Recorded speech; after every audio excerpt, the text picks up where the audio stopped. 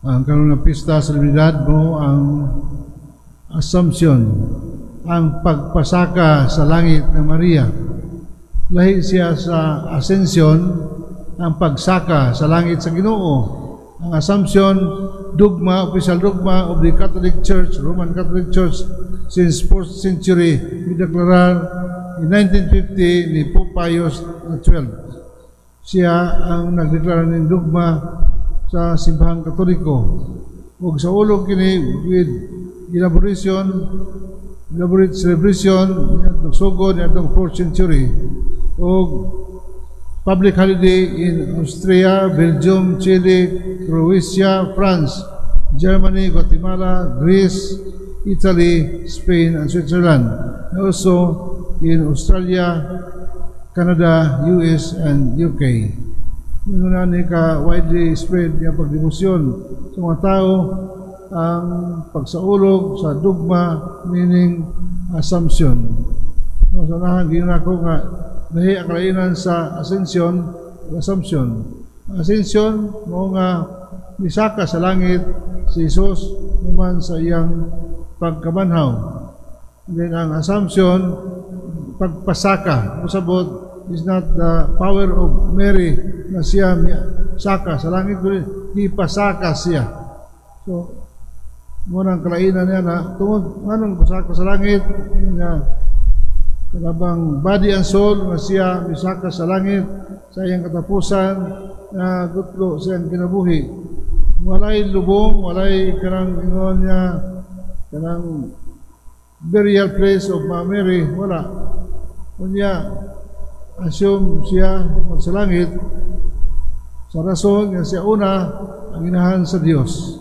Kung siya ang bagong iba, ang karaan nga iba moto nga masinupakon o misupak sa kabuton sa Dios, apan ang bagong iba mo ang matinumanon sa kabuton sa Dios. Kung siya man ang unang disipulo ni Kristo diha sa yang ministry ni Jesus, si Maria from iba niya si Jesus from womb to tomb, gikan sa bakan ngadto sa lubnganan si Maria uban.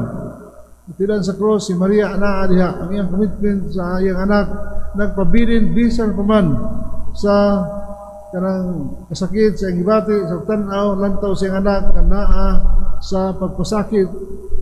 Apan iya Ginoong iyang ituman ang tanan sa iyang pagkampumsanon. Ang pagpabdos ni Maria wala pasabot nga resignation, a kind of resignation para kaniya nga dawato na lang. Kundi ang pagpabdos, ang pagdawat sa kabuton sa Dios. Kung siya doon ay papili ini, umaong after sa pamatayon ni Jesus, siya ang nanginahan sa mga apostoles na ibilan ni Jesus sa gahong simbahan aron pagpadayon sa buhat nga makaluwas nun. Muna si Maria ang nanginahan sa simbahan. O hatod gawin kanatong tanan nanginahan. Udaghan mga titulo ni Maria, depende asa nagpakita o sa kalugar, asa nga lugar nagpakita o unsa na spirituality ni Maria na atong gisundog imong debosyon alang kanato. Unsa may significance ining pagpasaka sa langit ni Maria. Sa ato pasama ni Maria, siya man modelo sa tanang mga Kristiyano, ang pagpabos sa maring pagdawat, pagsanong, pagtuman sa kabuton sa Dios. Mahimo siyang inahan. Kanato, usahay kung tagang itang trabaho o kanang papel. Diha sa papel sa kaluwasan, unang-una ang atong galingon mo ay atong reserva.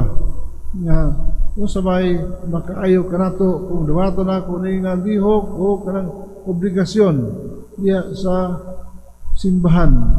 Si Maria sa iyang bisagwa siya makasabot pero iyang pamalandungan ang tanan. So mo siya, oo, tanan mahimo sumala sa iyong pulong. Ug siya si Maria ang pinakadako nga iyang titulo. Si Maria maong pagkainahan sa Dios. Natong sa ulog kanunay sa unang adlaw sa tuig, magsugod sa tuig.